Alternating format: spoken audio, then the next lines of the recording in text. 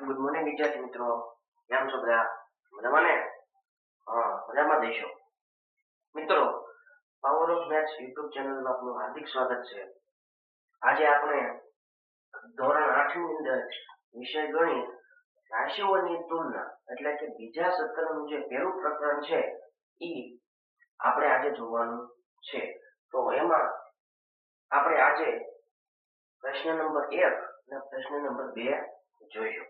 પ્રશ્ન નંબર 1 છે એ આપણે 7મા ધોરણમાં આવા દાખલા શીખ્યા હતા અને પ્રશ્ન નંબર 2 છે એ પણ આપણે 7મા ધોરણમાં દાખલા શીખ્યા હતા. એનો મતલબ એવો થાય કે જો તમે 7મા ધોરણમાં સરખી રીતે ભણ્યા હોય તો 8મા ધોરણમાં કોઈ પ્રોબ્લેમ થાય નહીં, પણ સરખી રીતે ન ભણ્યા હોય તો 8મા ધોરણમાં પણ સરખું ભણી લેવાનું. ચલો જોઈએ આપણે. નીચે આપેલી સંખ્યાઓનો ગુણોત્તર શોધો. પાછો પ્રશ્ન થાય ગુણોત્તર એટલે શું? તો પાછો પ્રશ્ન. ઇન્ટ્રોડક્શનના વિડીયોમાં આપણે ગુણોત્તર વિશે માહિતી આપેલી છે, તો વિદ્યાર્થીઓએ ઇન્ટ્રોડક્શનનો વિડીયો ન જોયો હોય તો અવશ્ય જોઈ લેવો. ગુણોત્તર એટલે બે રાશિઓની સરખામણી કરવી. ગુણોત્તર છે એ અપૂર્ણાંક સંખ્યાઓ પછી અપૂર્ણાંક સંખ્યા હોય અને ગુણોત્તરમાં આપણે કન્વર્ટ કરી શકીએ છીએ. ગુણોત્તરની નિશાની આપણે જાણીએ છીએ 2 છે. જવાબ હંમેશા આવી રીતના જોવો જોઈએ. કેમ? કારણ કે ગુણોત્તર શોધવાનું કીધું છે. ગુણોત્તર ક્યારે મળે? તો કે જ્યારે બંને જે સંખ્યા છે એના પાછળ જે એકમ છે એ હંમેશા સરખા હોવા જોઈએ. જો ન હોય તો ગુણોત્તર મળે નહીં. એટલા માટે તમારે બંનેના એકમ કેવા કરવા પડે? સરખા કરવા પડે. તો અહીંયા તમે જુઓ, સાયકલની ઝડપ 15 કિલોમીટર પ્રતિ કલાક અને સ્કૂટરની ઝડપ 30 કિલોમીટર પ્રતિ કલાક. એટલે કે 15 ને 30 છે અહીંયા કઈ મતલબ નથી, પણ બંનેની પાછળ જે લખ્યું છે કિલોમીટર પ્રતિ કલાક કિલોમીટર પ્રતિ કલાક બે સરખું હોય તો જ ગુણોત્તર મળે. તો ગુણોત્તર મેળવવા માટે મારી ભાષામાં કહું તો રકમ વાંચતા પહેલી સંખ્યા કઈ? 15 અને રકમ વાંચતા બીજી સંખ્યા કઈ? 30.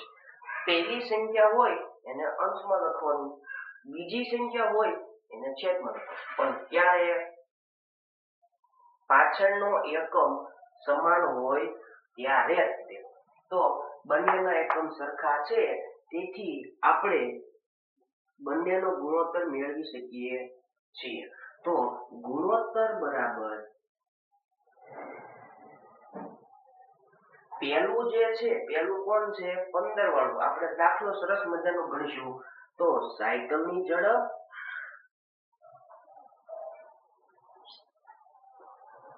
છેદમાં સ્કૂટરની ઝડપ. એટલે પહેલી જો નામ છે એ અંશમાં લખવાનું અને બીજું નામ છે એને છેદમાં લખવાનું. બંનેના એકમ સરખા છે તો સાયકલની ઝડપ કેટલી છે? 15 અને સ્કૂટરની ઝડપ 30. 15 ના ઘડિયામાં 30, 15 દુ 30. લખવાના ક્યાં બે? નીચે.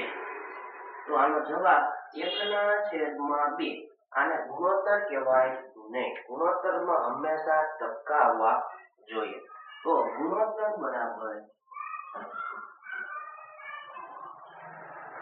અંશથી લખાય. અંશમાં કેટલા છે? 1 જેમ પછી છેદનો વારો 2. પહેલા અંશનો વારો આવે પછી છેદનો વારો આવે.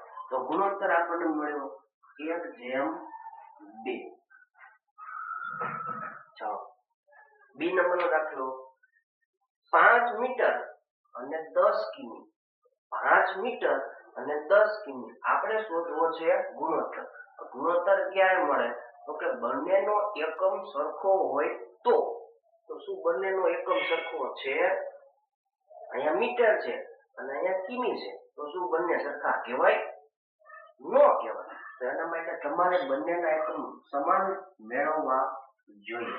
તો સમાન મેળવવા માટે આપણી પાસે ઘણા બધા નિયમો હોય. મીટર વાળો નિયમ કે જેમાં કિમીમાં થતું હોય કન્વર્ટ, અને કિમી વાળો નિયમ મીટરમાં કન્વર્ટ થતું હોય. ઘણા બધા નિયમો છે. તો આપણે આજે 10 કિમી છે ને એને આપણે મીટરમાં ફેરવશું. 10 કિલોમીટર છે એને આપણે શેમાં ફેરવશું? મીટરમાં. આપણી પાસે કિલોમીટર વાળો નિયમ છે. 1 કિમી એટલે 1000 મીટર થાય. તો 10 કિમી હોય તો કેટલા થાય? 10,000 થાય. 10,000 મીટર. એટલે આપણી નવી રકમ શું થઈ? હવે આ જોવાની નહીં. આપણી નવી રકમ શું થઈ? 10,000 મીટર. 5 મીટર અને 10,000 મીટર. એ આપણી નવી રકમ. તો ગુણોત્તર મળી જાય. ગુણોત્તર બરાબર પહેલી સંખ્યા ગઈ રકમ વાંચતા પહેલી સંખ્યા હવે 5 એના છેદમાં રકમ વાંચતા પહેલી સંખ્યા હવે અંશમાં લખવાની, બીજી સંખ્યા છેદમાં. પણ શું 10? ના. કેમ?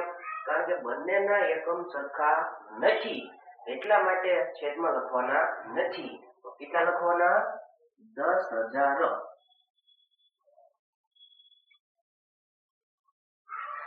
છેદ ઉડતા હોય તો ઉડાડી દઈએ.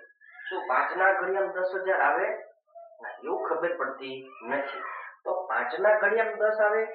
હા, પછી મીંડા ચડાઈ દેવાના પાછળ. તો 5 દુ 10 એટલે જવાબ આવ્યો 2000. તો અંશમાં કેટલા વધે? કઈ નહીં, એટલે 1 એના છેદમાં 2000. તો ગુણોત્તર સ્વરૂપે લખવું હોય તો ગુણોત્તર બરાબર પેલા અંશ 1 જેમ છેદમાં કેટલા છે? 2000. તો ગુણોત્તર મળી જાય 1/2000. ત્યાર પછી સી નંબર. સી નંબર પણ એવો જ છે. આ પૈસા છે અને આ રૂપિયા છે. તો બંનેના એકમ અલગ અલગ હોવાથી ગુણોત્તર મળે નહીં. મેળવવા માટે એકમ સરખા કરવા પડે. તો આપણે રૂપિયા વાળાને છે ને પૈસા ફેરવશું. રૂપિયા વાળો નિયમ છે 1 રૂપિયો એટલે 100 પૈસા. તો 5 રૂપિયા હોય તો કેટલા પૈસા થાય? 500 પૈસા થાય. એટલે આપણી નવી રકમ 5 રૂપિયો નથી. આપણી નવી રકમ 500 પૈસા છે. અહીંયા પૈસા, અહીંયા પૈસા. પૈસા પૈસા વાળો ગુણોત્તર મળે. ખાસ ગુણોત્તરમાં કોઈ જાતનો એકમ પાછળથી લખવામાં આવતો નથી, એટલે ગુણોત્તરનો કોઈ એકમ છે નહીં. તો ગુણોત્તર બરાબર પેલા અંશ કોણ છે? પેલા પેલી સંખ્યા 50 પૈસા એના છેદમાં બીજી સંખ્યા કઈ? 5 રૂપિયા નહીં, કઈ? 500 પૈસા. 0 0 ઉડાડી. 5 ના ઘડિયામાં 50. 5 દાન 50. તો 1 ના છેદમાં 10. તો ગુણોત્તર સ્વરૂપે લખવું હોય તો ગુણોત્તર બરાબર 1/10. ત્યાર પછી દાખલો નંબર 2. નીચે આપેલા ગુણોત્તરનું ટકાવારીમાં રૂપાંતર કરો. આ જે ગુણોત્તર છે એને આપણે અપૂર્ણાંક સ્વરૂપમાં કન્વર્ટ કરી શકીએ છીએ. પછી એની આપણે ટકાવારી મેળવતા શીખ્યા. ટકાવારીમાં મેળવવું હોય તો 100% વડે ગુણાકાર કરવો પડે. તો આને અપૂર્ણાંક સ્વરૂપે લખી દઈએ 3/4. જેમ અહીંયા 1/2000 હતું તો આપણે જવાબ શું લખ્યો? 1/2000. તો આનું ઊંધું શું થાય? 1/2000. તો આવી રીતે છે તો આનું ઊંધું થાય 3/4. ટકાવારીમાં મેળવવો હોય તો ગુણ્યા 100%. છેદ ઉડતા હોય તો ઉડાડી દેવાના. 25 ચોક 100. 25 તેરી 75%. બીજો દાખલો આ સંખ્યાને પણ આપણે અપૂર્ણાંકમાં કન્વર્ટ કરવી પડે. તો આને અપૂર્ણાંકમાં કન્વર્ટ કરો તો 2/3 ટકાવારીમાં મેળવવું હોય તો ગુણ્યા 100%. હવે અહીંયા છેદ ઉડતા નથી. 2 અને 100 નો ગુણાકાર 200. 200/3%. હવે આના કોઈ છેદ ઉડે નહીં તો આપણે એનો ભાગાકાર કરીએ અને મિશ્રમાં જવાબ લઈ લઈશું. 200/3 3 6 18. ફરીથી 3 ના ઘડિયામાં 20. 3 6 18. 2. કોઈ જાતનો ભાગાકાર અહીંયા ઉભો છે નહીં તો આપણે મિશ્રમાં લઈએ. 3 66 પૂર્ણાંક 2/3%.